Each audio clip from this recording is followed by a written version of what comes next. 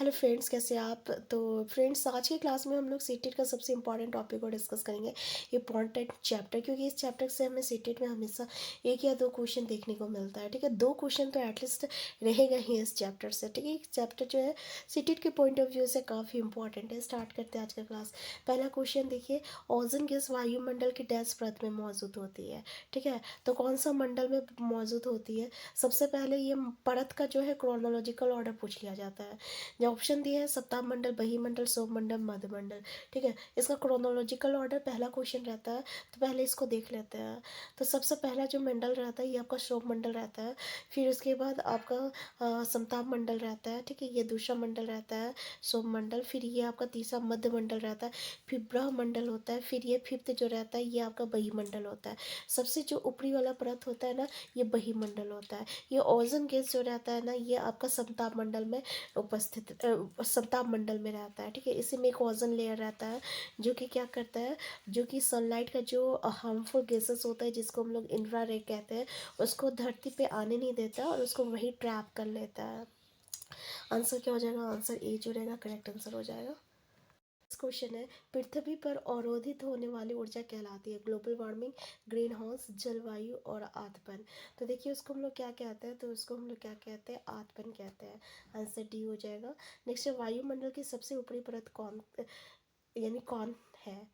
कौन कहते हैं, किसे कहते हैं? मध्यमंडल, सत्तामंडल, बहीमंडल और वायुमंडल। तो सबसे ऊपरी परत को क्या कहते हैं हम लोग? बहीमंडल कहते हैं। ठीक है, आंसर सी हो जाएगा। यहाँ से और बहुत सारे क्वेश्चन आते होता है। ठीक है, जैसे कि थोड़ा सा हम लोग डिस्कस कर लेते हैं कि ये बताइए कि हवाई जहाज उड़ाने के लिए कौन सी मंडल जो रहती है उपयुक्त होती है? ठीक है, तो ये समताप मंडल होता है। क्यों होता है? क्योंकि समताप मंडल में किसी भी तरीके का ना आपका मौसम संबंधी घटना नहीं होती है। तो ये मौसम संबंधी घटना से मुक्त होती है। कौन सा? समताप मंडल। इसलिए हवाई जहाज उड़ाने के लिए ये परत जो रहती है बिल्कुल उपयुक्त माना जाता है। ठीक है, नेक्स्ट को जो पॉइंट पूछा जाता है, ठीक है, ये बताइए कि कौन सा मंडल है जिसमें मौसम संबंधी घटना जो होता है घटित होती है? तो वो हमारा शोभ मंडल होता है, जिसमें मौसम संबंधी जो भी घटना होता है, जैसे कोहरा हो गया, बादल छाया हो गया, वो आपका जो रहता है शोभ मंडल में घटित होती है, जो कि सबसे पहला जो मंडल होता है। ठीक है, नेक्स्ट क्वेश्चन है आपका, निम्नलिखित में से कौन सी ग्रीन हाउस गैस है? तो ये तो क्वेश्चन जो है बहुत ही पूछा जाता है। Carbon monoxide, oxygen, carbon dioxide, sulphur dioxide. तो ये हमारा कौन सा हो जाएगा? कार्बन डाइऑक्साइड हो जाएगा। नेक्स्ट क्वेश्चन है आपका, अ, हवाई जहाज वायुमंडल के किस परत में उड़ते हैं? तो इसको भी हम लोग डिस्कस कर चुके हैं। कौन सा मंडल है? समताप मंडल है। आंसर सी हो जाएगा। नेक्स्ट क्वेश्चन है आपका कि निम्नलिखित में से कौन सी युग्म सुमेलित है? वर्ष भर लगातार नीचे दिशा में चलने वाली पवन अस्थानीय पवन कहलाती है।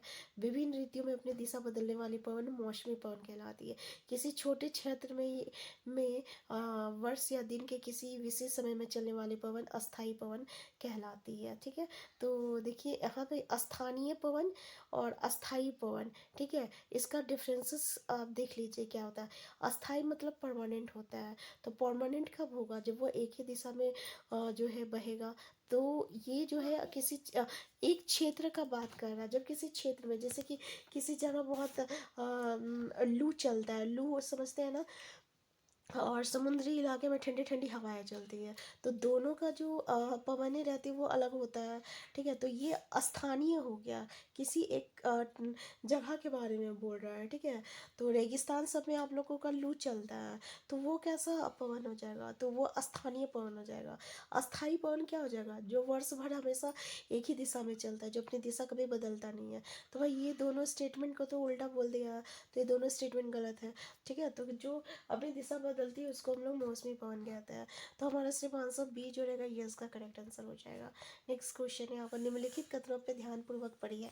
वायु ताप का क्षैतिज वितरण किसी स्थान पर उपस्थित वायु के ताप के द्वारा प्रभावित होती है। दूसरा, निम्न दाब क्षेत्र बादल युक्त आकाश एवं नम मौसम के साथ जुड़ा होता है। नेक्स्ट, उच्च वायु दाब के कारण स्पष्ट एवं स्वच्छ आकाश होता है। नेक्स्ट है, वायु सदैव उच्च दाब क्षेत्र से निम्न दाब क्षेत्र की ओर गमन करती है। तो इसमें से कौन सा स्टेटमेंट सही है? तो हमारा तो देखिए ये जितने भी स्टेटमेंट है ना, ये बिल्कुल सारा स्टेटमेंट हमारा सही है, इसलिए हमारा आंसर डी जो रहेगा ये इसका करेक्ट आंसर हो जाएगा। नेक्स्ट क्वेश्चन है, समताप मंडल से संबंधित निम्नलिखित कथनों में से कौन सा कथन सत्य है। पहला क्वेश्चन बोल रहा है सौम मंडल का ऊपर का भाग समताप मंडल कहलाता है। बिल्कुल सही है, अभी हम लोग डिस्कस किए हुए थे। ये परत बादलों और मौसम संबंधी घटनाओं से लगभग मुक्त होती है, ये भी बता चुके हैं। ओजोन गैस की परत भी समताप मंडल में ही होता है, ये भी देख चुके हैं। तीनों स्टेटमेंट सही है, आंसर डी जो रहेगा करेक्ट आंसर हो जाएगा। नेक्स्ट क्वेश्चन है, वायुमंडल की कौन सी परत वायु यानों को उड़ाने के लिए सबसे अनुकूल परिस्थितियों का प्रदान करती है। तो भाई इसको हम लोग डिस्कस कर चुके हैं कि ये समताप मंडल है, ठीक है, क्योंकि यहाँ पे मौसम संबंधी कोई भी घटना घटित नहीं होती है। नेक्स्ट क्वेश्चन है, निम्नलिखित कथनों में से कौन से कथन सत्य है। पहला, सूर्य से आने वाली वो ऊर्जा जिससे पृथ्वी रोक लेती है आत्मन कहलाती है। नेक्स्ट है, सूर्य ताप की मात्रा पृथ्वी पर हर जगह एक समान तो नहीं रहता है, इसलिए पहला ही जो रहेगा करेक्ट आंसर हो जाएगा, ठीक है। नेक्स्ट है, निम्नलिखित कथनों पर विचार कीजिए। वायुमंडल में सबसे अधिक नाइट्रोजन गैस पाया जाता है, 78% पाया जाता है, बिल्कुल सही है। जब हम सांस लेते हैं तब ऑक्सीजन के साथ फेफड़ों में कुछ नाइट्रोजन ले जाते हैं, ये बिल्कुल सही है। पौधे अपने जीवन के लिए नाइट्रोजन की आवश्यकता को वायुमंडल से पूरा करते हैं, ठीक है ना। तो ये भी आपका क्या हो जाएगा, पहला और दूसरा सही हो जाएगा। अच्छा, वायुमंडल, इसको तो नाइट्रोजन की ज़रूरत होती है, तो वायुमंडल से पौधे डायरेक्ट नहीं लेता है। पौधों में जो लैग्यूमिनस जो प्लांट होता है, ठीक है, उसमें एक तरह का बैक्टीरिया पाया जाता है जिसको हम लोग रिजोबियम कहते हैं। ये क्या करेगा, ये एटमॉस्फेयर से नाइट्रोजन को लेगा और उसको नाइट्रेट और नाइट्राइट में कन्वर्ट कर देगा और इसी फॉर्म को फिर प्लांट जो रहता है ग्रहण करता है, इसलिए ये स्टेटमेंट हमारा गलत हो जाएगा, ठीक है। तो पहला और दूसरा स्टेटमेंट सही है, ठीक है। तो इस चीज़ को थोड़ा समझिएगा, इसलिए इसको यहाँ पे गलत बोला गया है इस स्टेटमेंट को।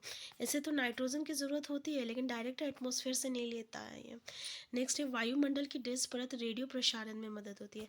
ब्रह्मंडल, समतापमंडल, सौरमंडल, बहिमंडल, तो ये ब्रह्मंडल में होता है, ठीक है। नेक्स्ट क्वेश्चन है, अंतरिक्ष से प्रवेश करने पर उल्का पिंड वायुमंडल की किस परत में जल जाता है। समताप मंडल, मध्य मंडल, तो देखिए मध्य मंडल में आते ही जो रहता है वो जल जाता है, आंसर बी हो जाएगा।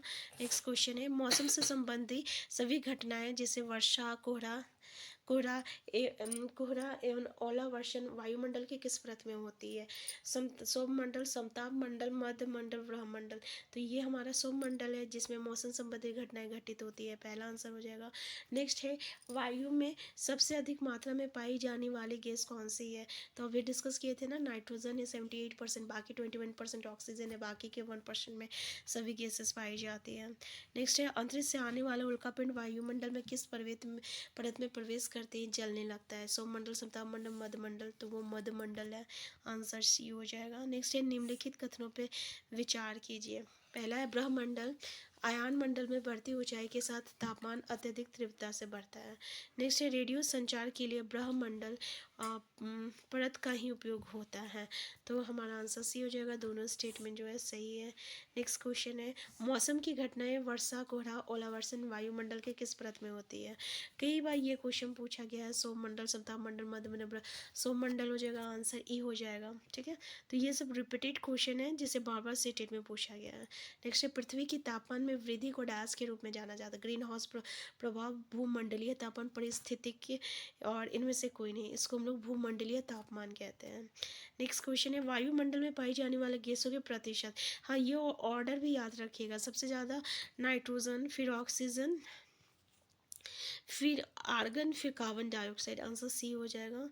नेक्स्ट क्वेश्चन है, नीचे दिए गए कथन को ध्यानपूर्वक पढ़िए। जैसे वायु गर्म होती जाती है, वायु की जलवाष्प ग्रहण करने की क्षमता पर क्या प्रभाव पड़ता है। बढ़ती है, घटती है, कोई प्रभाव नहीं पड़ता, पहले बढ़ता है फिर घटता है, तो ये क्या होता है, बढ़ता है, ठीक है। तो आंसर ए जो रहेगा ये इसका करेक्ट आंसर हो जाएगा।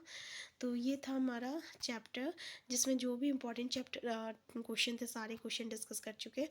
इससे बाहर इस चैप्टर से हमें देखने को नहीं मिलेगा, लेकिन यही क्वेश्चन हमेशा पूछा जाता है। हम फिर मिलते हैं नेक्स्ट क्लास में। Thank you.